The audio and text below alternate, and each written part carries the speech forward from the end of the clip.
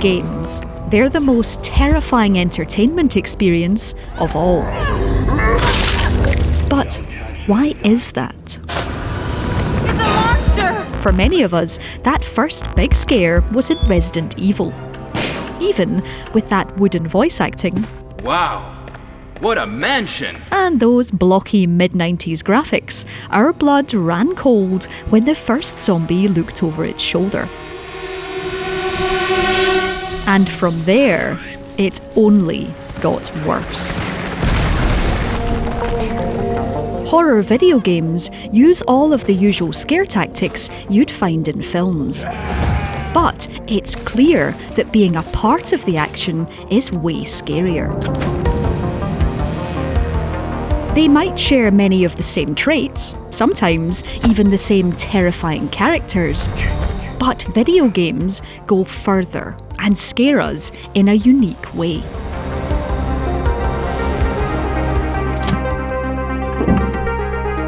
Even in the recent Resident Evil remake, the confusing fixed camera angles of the original still remain, making us feel contained and claustrophobic.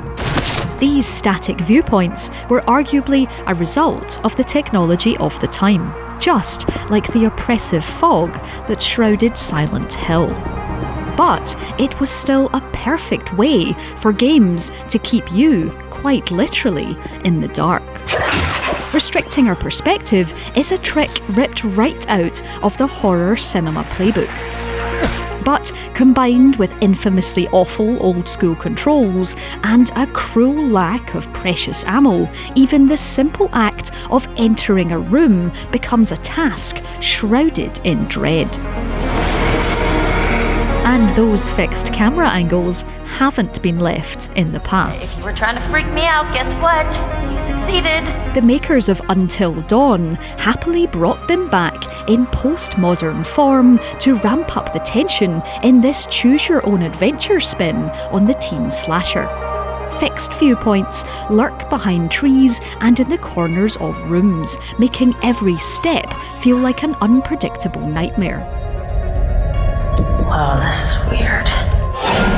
Until Dawn drags you fully into the experience as you quickly choose between life or death options and helplessly watch the potentially fatal consequences play out. These split-second choices make for a uniquely stressful experience that only a game can deliver.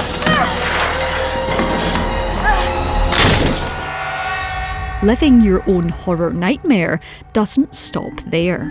Alien Isolation makes us hide from the iconic xenomorph, trapped on a space station where, of course, things have gone very wrong. Following in her famous mother's footsteps, Amanda Ripley plays a deadly game of hide-and-seek with one of cinema's most terrifying foes. But unlike the movies, this is your fight, making every step a heart-in-mouth journey into hell. To stay alive here, you must scurry through vents, hide behind desks, and crawl into lockers, desperately avoiding a monster who, thanks to the very design of the game, always knows exactly where you are. Yes, it's totally cheating, but when does horror ever play fair? PT, a playable teaser for a now cancelled Silent Hill reboot, is one of the most extreme examples of horror in games. Set in a looping corridor of a family home, this is all about watching little things change as you move forward. What was once normal gradually evolves into a haunted house. Doors slam unnervingly, cockroaches scuttle from creaking doors, and something strange cries from the bathroom sink. Setting a scary game in an ordinary household literally brings the horror home. Inspired by PT's success, Visage traps you in normal surroundings that reveal a distinctly paranormal world.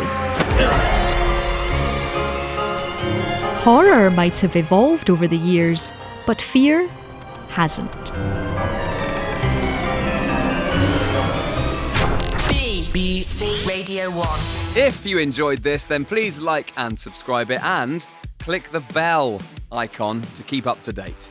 For more great audio and video from the BBC, you can listen on the BBC Sounds app and watch on iPlayer.